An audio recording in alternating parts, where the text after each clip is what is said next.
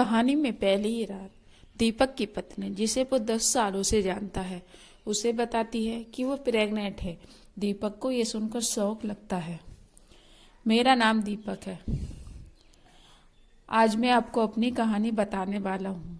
मैं करीब 10 साल से एक लड़की को प्यार करता हूँ, मौनी को। मौनी मेरे घर के पड़ोस में ही रहती है। मुझे उससे पहली नज़र में ही प्यार हो गया था। वो मेरे उस समय का प्यार है जब मैं यह भी नहीं जानता था कि प्यार होता क्या है। मेरे कपड़े का बिजनेस है, काफ़ी अच्छा है। मेरी और कोई भी इच्छा नहीं है सिवाय मौनी को अपनी ज़िंदगी में लाने की। हम दोनों अभी तो बहुत अच्छे दोस्त हैं। मौनी मुझसे सारी बातें शेयर करती है। अभी तक मैंने उसे प्यार का इजहार नहीं किया है। मौनी का एक सपना है कि उसे मुंबई जाकर एक एक्ट्रेस बनना है, फिल्मों या टीवी में। इसके लिए मैंने उसका सपना पूरा करने के लिए उसकी मदद की, उसके घर वालों को मनाया और उसे मुंबई में भी छोड़कर आ गया। मौनी के पापा उसके बचपन से ही चल बसे थे। उसकी मम्मी के साथ वो अपने मामा के यहाँ रहती है। मौनी को उस समय बहुत शौक लगा था। कुछ दिनों तक तो वो बोल भी नहीं रही थी। मामा को पापा कह रही थी। उस समय से उसका परिवार निकल गया। अब मैं चाहता हूँ कि मौनी अपना यह सपना पूरा करे, इसलिए मैं भी उसकी मदद कर रहा हूँ। लेकिन शायद उतना आसान भी नहीं था। मौनी 3 सालों से मुंबई में है।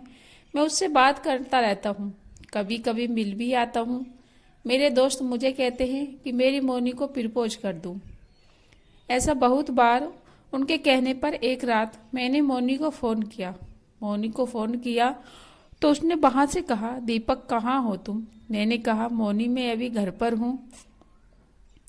वो बोली, घर मुझे यहाँ एयरपोर्ट पर छोड़ दिया। मुझे कुछ समझ नहीं आया। मैंने बोला, मौनी मैं दीपक। वो फिर बोली, हाँ बोलो। मैंने बोला कि मुझे तुम्हें कुछ कहना है। ऐसा कहकर मैंने आई लव यू बोल दिया और मेरी खुशी का कोई ठिकाना नहीं रहा जब मौनी ने भी आई लव यू टू दीपक बोला और मेरी की, और बोली कि मैं आ रही हूँ सुबह तुम्हारे पास।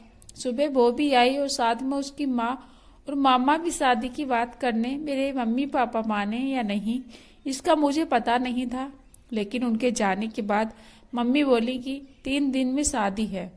मैंने बोला, इतनी जल्दी? मम्मी का मुंह थोड़ा उतरा हुआ था। वो बोली, ये सब तुम्हें पहले सोचना था, अब तो जल्दी करना पड़ेगा ना। मुझे घर वालों को रिएक्शन समझ नहीं आ रहा था, लेकिन मैं इस बात से ज़्यादा खुश था कि मेरी शादी मौनी से हो रही है। जल्दी ही में क्यों हो रही है इसका मुझे पता नहीं था, लेकिन मैंने मना नहीं किया। शादी को अभी 3 दिन थे। मुझे मौनी की आंखों में अलग सा प्यार दिख रहा था। ऐसा मैंने पहले नहीं देखा था। हमारी शादी हो गई। शादी की पहली रात, सुहागरात। मुझे यकीन ही नहीं हो रहा था कि यह सब सच है। मौनी बिस्तर पर थी। मेरे कमरे का दरवाजा लगाते ही वो उठ कर मेरे पास आई। मौनी ने मुझसे कहा, तुम्हें किसी ने कुछ बताया तो नहीं? मैंने कहा, क्या? मौनी बोली, मैं ही मना किया था कि तुम्हें नहीं बताए। मैं खुद तुम्हें आज बताना चाहती थी। और फिर उसने जो बताया वो सुनकर मेरे सर पर आसमान गिर गया। वो बोली कि वो प्रेग्नेंट है और बच्चा मेरा है। और यह बोलते वक्त उसकी आंखों में आंसू थे। यह बोलकर वो मेरे गले लग गई। लेकिन यह कैसे हो सकता है? यह पहली बार था जब हम लोग गले लग रहे थे, और ये बच्चा मेरा कैसे हो सकता था? और मौनी मुझसे झूठ क्यों बोल रही है? उस रात को मौनी मेरे कंधे पर सोई और न जाने क्या क्या बातें कर रही थी, पर मेरा तो बुरा हाल था। अब मुझे समझ आया कि यह शादी इतनी जल्दी में क्यों की गई, क्योंकि मौनी ने सभी को यह बताया कि यह बच्चा मेरा है। इसलिए घर वालों ने शादी के लिए इतनी जल्दी में हाँ किया। मेरा प्यार मौनी के लिए बहुत था। अब मुझे ऐसा लग रहा था कि मैं बेवकूफ़ बन गया, पर मौनी जब भी यह बोलती उसकी आंखों में सच्चाई रहती। बार बार यह भी कहती कि वो मुझसे बहुत प्यार करती है और वो खुश भी थी। मैंने ये सब 2 महीने तक देखा। इस दौरान मेरे मन में न जाने क्या क्या चल रहा था। फिर एक रात मैंने मौनी को कहा कि मौनी, यह सब क्या है? यह बच्चा किसका है? वो बोली, दीपक क्या मजाक कर रहे हो? मैंने बोला, मोनी तुम मुझे सच बता दो, तुमसे प्यार करता हूँ। यह बच्चा किसका है? मैं इस बच्चे को अपना लूंगा। वो रोने लगी, बोली, क्या बोल रहे हो? तुम मुझे ऐसा समझते हो? क्या कहने चाहते हो? यह तुम्हारा नहीं है। उस रात मेरे सब्र का बांध टूट गया और मैंने मोनी को घर से जाने को कह दिया। मोनी उसी समय अपने घर रोते हुए चली गई। हमारे घरों में यह बात पता चल गई थी। मोनी मेरे प्यार का फायदा उठा रही थी।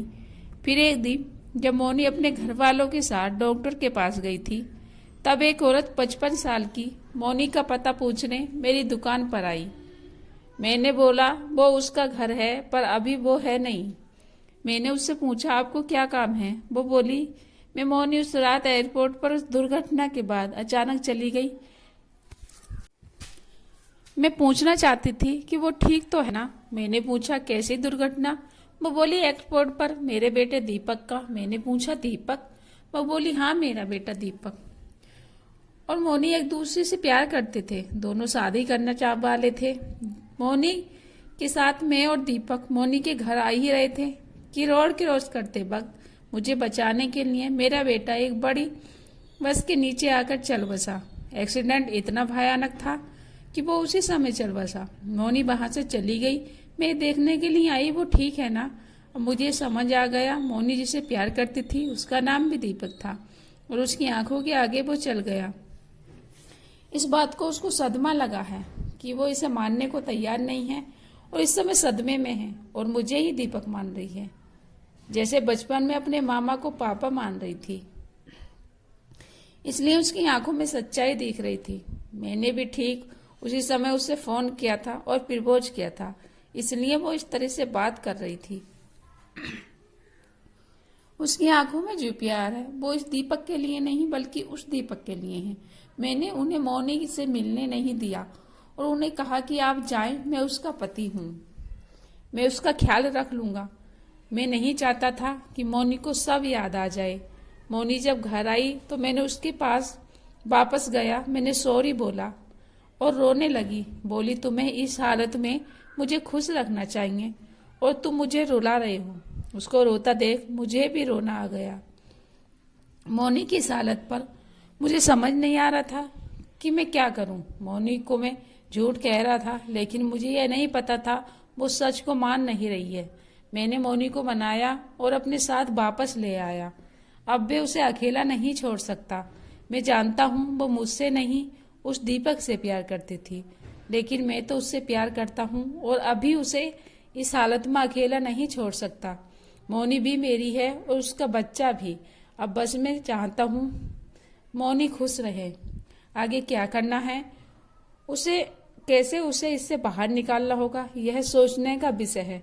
पर मुझे विश्वास है मेरा प्यार करते को कुछ नहीं होगा।